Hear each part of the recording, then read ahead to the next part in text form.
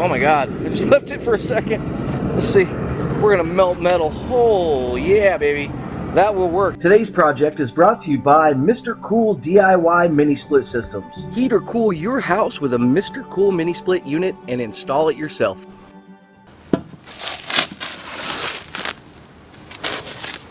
So yeah, a couple cheap tabs welded onto the bottom for feet. Not very impressive. It is not perfectly oval. It's like they just like kind of squashed it a little bit, and so it's not even. So I don't believe that when we sit this down, our blowers are going to be straight vertical. I'll check the gauge for you guys. Not very thick. You're relying 100%. Obviously, you're relying on the insulation and the KO wool in this case. And I think this is supposed to come with a fire brick. This old knife is actually still sharp. Okay. Very sandy on the fire brick. It doesn't look like a standard fire brick. It's different. How much space do we have in there? You're not going to be heat treating large parts. This is definitely like for blade work.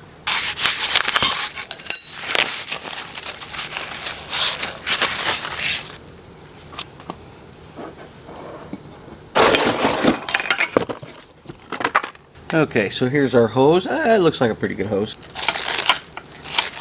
Okay, just guessing, but I think you put this inside, and then this lines up, and it centers your tool so that when you can put this in, and then, yep, sure enough, that's actually not a bad idea. Now we can pull our orifice out. Bam, there we go. So those are replaceable, and you do get an extra set. So here's what I can say about this burner setup. I like it. I think this is this is the money. This is the one part you're getting that actually seems to be pretty good. We don't know how well tuned it is, but we'll see. We'll see. I assume it's going to be okay. But I'm impressed. It's real thick metal. It comes with stainless steel ends right here, and they're machined. And I think this is great. We'll see how long these last. These are also threaded in, so it's replaceable. You could just put a bell on there if you wanted to, or you could, I'm sure, order some more of these. So pretty simple. Let's take our wrench that came with it, which this seems like would take forever. Those are actually kind of tight too. It's like they've got paint in them or something. Yeah. So here's their 12mm, and look at this. My guess is, I don't know. There's a lot of play. It's got a little groove right here, and that's what lines up to your bolts. So it tells you where it wants to be. So that's kind of cool. And we're going to try to position that properly and evenly. Now I say that, but it's not going to position properly and evenly because it looks like this one is a little bit that direction. Don't dig these in. Don't make it too tight. I mean, they're just hold it. So it's plenty strong enough. You know, not bad. I'm actually impressed. A couple $100. It's not bad. I mean, so far we'll see how it burns, but so far this looks like a really, really good budget forge.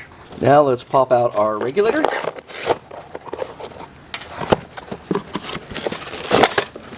Okay, there we go.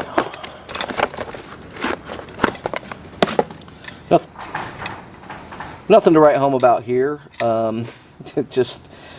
It screams cheap. Look at that. Uh-oh. That fits a lot better.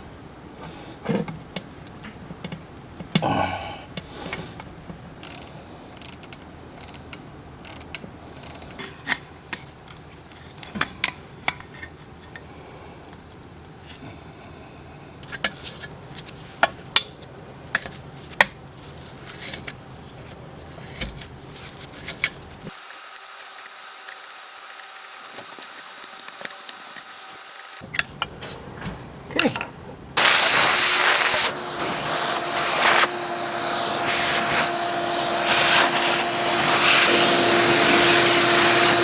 Alright, my friendly nerds. Went in and broke out a couple different wrenches to see what the deal was here, you know, because the 12 that they send you, this doesn't work on anything else either. Like, it doesn't need a 13 anywhere. It doesn't call for a 13 anywhere.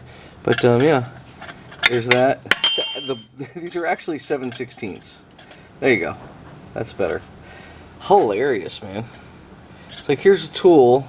It's the wrong tool. And, yeah. Speaking of wrong tools, everybody say hi to Steven! What's up, fellas? Oh, you're on manual focus. You're all fuzzy. Ooh, how about now? Oh, that's better. What are you doing here? Brought up the tractor engine. Gonna start working on it. Hopefully getting the tractor together over this weekend. Wow. Hopefully. That sounds incredible. I'll leave you to it. Bye. Bye-bye. What can I steal?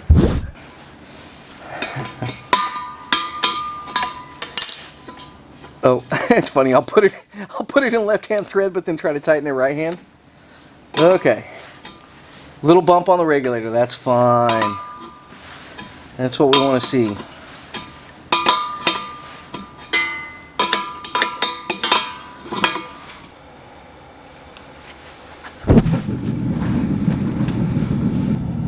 Yep.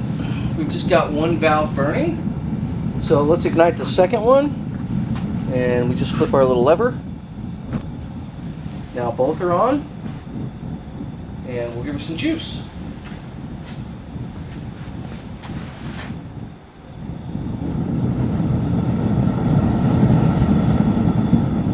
Okay. Obviously she needs more air, not juice.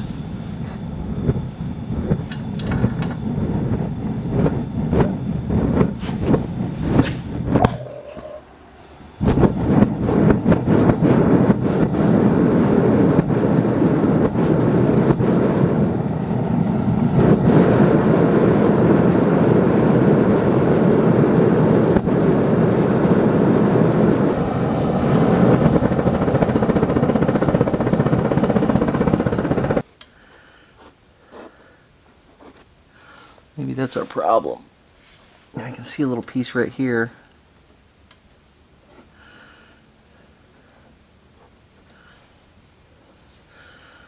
There's a piece right there.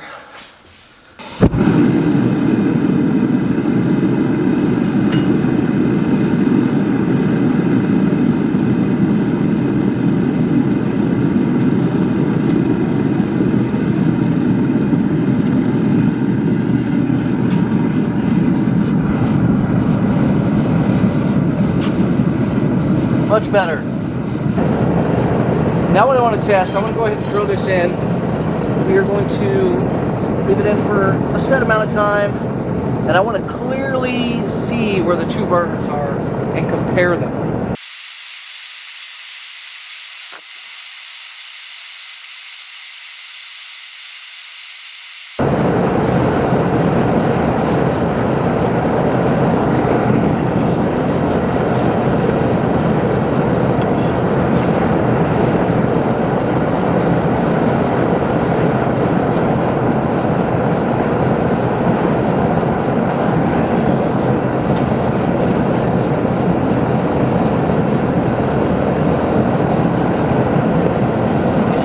Back burner is a little hotter than the front burner.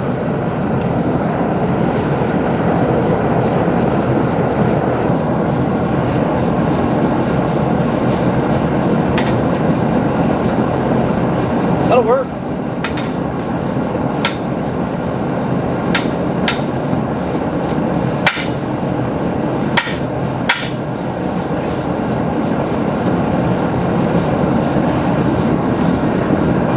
Dual burner setup, but look at the front burner versus the second burner. What's happening is the gas is coming in here. It's got a real easy jump to go to this side, and there's no, like, it's got to go through a valve and all kinds of other stuff.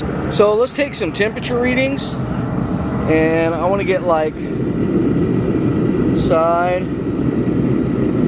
It's going to be in Fahrenheit, so you do not want to be touching this thing. I'll tell you that right now. That will burn you.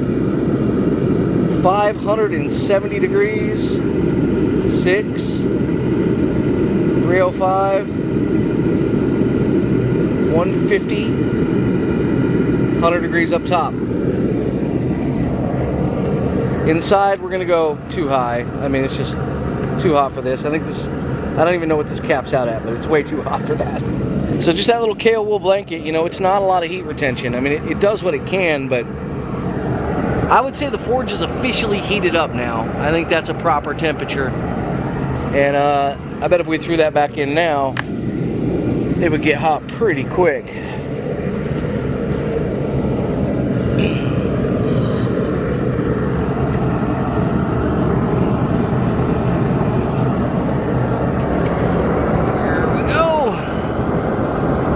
Yeah, not bad. Not bad at all, actually. But real quick, oh my God, I just left it for a second. Let's see, we're gonna melt metal. Oh yeah, baby, that will work. And we're in a room full of light. Like, this is a very bright room. And I mean, that's against white, so nice. That'll work, she's hot enough. Now I'm gonna turn her up a little bit and let her burn.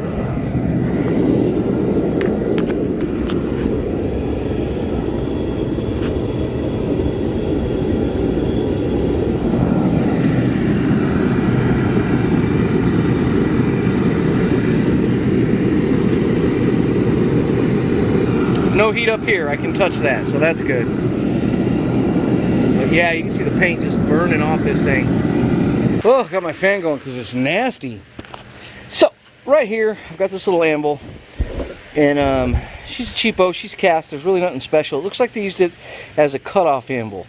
So, I kind of like my little vise here. I don't do a lot of blacksmithing on it. I don't want to smack it with a hammer, but I do want something. I don't like to smack my table with a hammer either. I do want something that I can smack around a little bit. Not hardcore, just light. This is maybe probably 50 pounds, 45 pounds, somewhere in there. I haven't weighed it. Maybe we can weigh it for you guys after I'm done. But I want to surface it off real quick, so we'll throw it up on the mill and make it flat. That'll be fun, huh? Quick jump on Amazon and I ordered the stuff I need for future, and then I just found this little part here from a previous project and was able to clamp down the front and the back. I could pull this thing over now on this, definitely enough to hold her in place. She did well with a couple clamps on her, but now she's beefy. So we got her both legs in the rear, both legs in the front. Can't move at all, back or forth. Now we can continue on. So we'll skip ahead for you guys so you don't have to sit here and watch the whole process, because what I'm doing is going back and forth, back and forth, back and forth, back and forth. Back and forth and back and forth, and then back and forth about 300 times.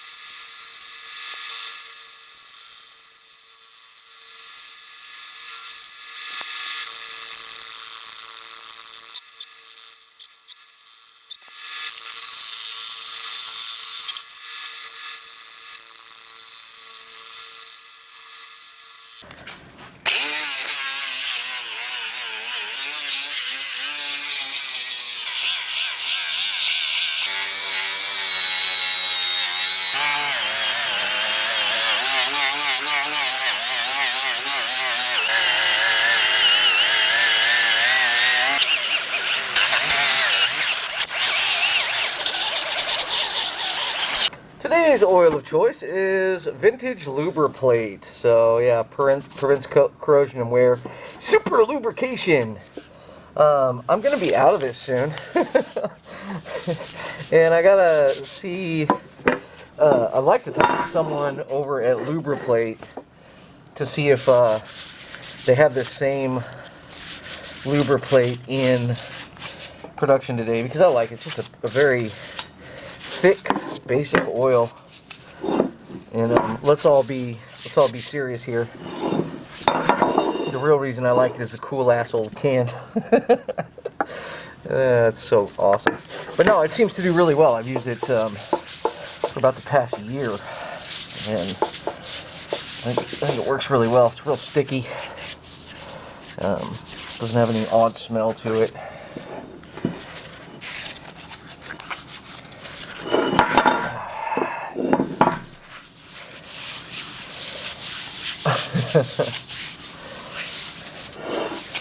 There we go. Okay guys, here's the basic setup. And this works perfectly for me for the blacksmithing that I do. Now I do have full-size anvil, coal forge, the whole 9 yards, all the tools. That's all fantastic. But this right here is my quick setup. This is when I'm working on a metalworking project. I need to bend some steel, or, you know, this isn't necessarily for forging whole parts. Like, I'm not going to be utilizing this anvil for heavy duty work. I'll just get the other anvil and work on it at a different location. This is for quick stuff, right? This is for, I need a tool, I've got to bend some metal, I've got to upset something, I've got this hardened steel table, I've got this cast vise, I've got my Wilton Cadet bolted to the table. The rest of this stuff, I'm not going to bolt this down. This is just going to be something I can throw up here real quick so I'm not beating on my table hard. So all this is my light duty forging stuff that I can just pull out, throw it up on the table real quick and get to work. So we did have some initial tuning problems. We fixed a lot of that.